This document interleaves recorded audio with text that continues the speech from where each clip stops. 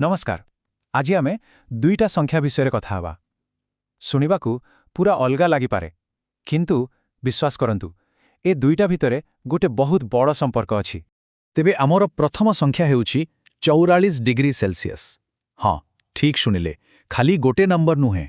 यह हेउछि सेही प्रचंड गरम जहा भारतर अनेक अंचल आज अनुभव हेउछि। आउ आमर द्वितीय संख्या ताहा हेउछि $1 ट्रिलियन। कल्पना करंतु तो केते बड़ संख्या। एटा गोटे एमिति आर्थिक लक्ष्य जहा आम देशर अर्थनीतिर पूरा चित्र बदलाई देवार क्षमता रखे। तेबे प्रश्न उठुछि, गोटे पटे एते गरम आउ अन्य पटे एते बड़ अर्थनैतिक स्वप्न, ए दुईटा भितर संपर्क कौन थाई पारे? चलंतु एहार गभीर को जाई जानिबा। अच्छा, तेबे आगो देखिबा सारा दुनिया रे कौन चलीछि। आउ आरंभ करिबा एक बहुत जरूरी स्वास्थ्य दिवसरु।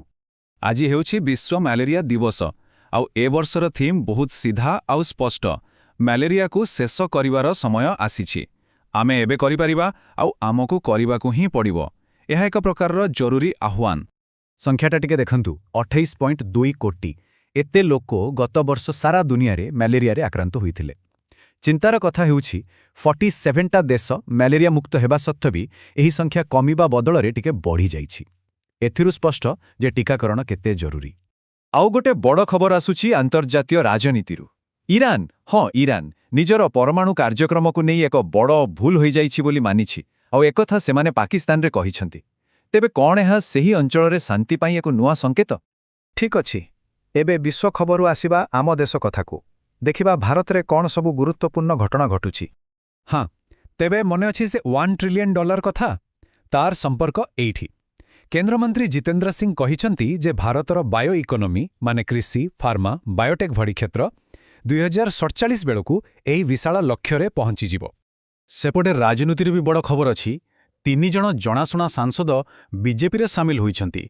एहार सीधासळख प्रभाव राज्यसभा रे देखिबाकू मिलिबो। सरकार कंपाई एबे गुरुत्वपूर्ण बिल पास कराइबा आहुरी सहज होई पारे। आउ एबे पुणी फेरिबा आमर सही प्रथम संख्या माने तापमात्रा को। पाणीपाग विभाग माने आईएमडी उत्तर और मध्य भारत पाई भीषण गरमर चेतावनी जारी करिछि। एते गरम रे तो बिजुली चाहिदा बढ़िबे ही बढ़िबो। हेले सरकार कहिछन्ति चिंता नाही, इंधनर कोनोसी अभाव हेबो नाही।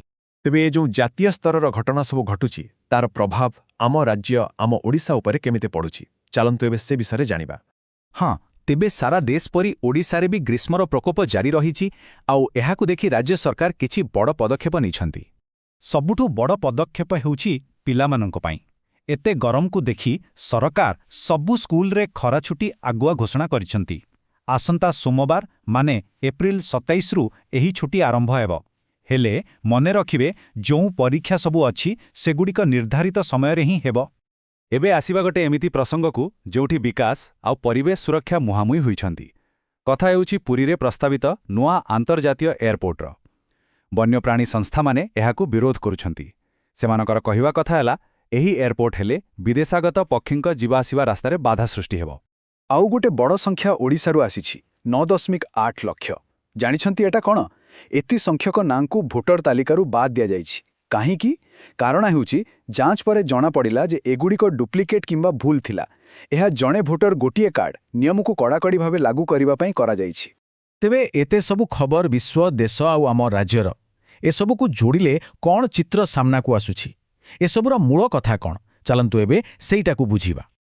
आजिर ही पूरा आलोचनारो मोटामोटी 3टा बड़ कथा सामना को आसुछि। प्रथमतः भारतर बड़ बड़ अर्थनैतिक स्वप्न। द्वितीय जलवायु परिवर्तनर सीधासळख प्रभाव जहा आम दैनंदिन जीवन में देखिबाकू मिलुछि। आउ तृतीय देशर बदलुथिबा राजनीतिक पाणीपाग।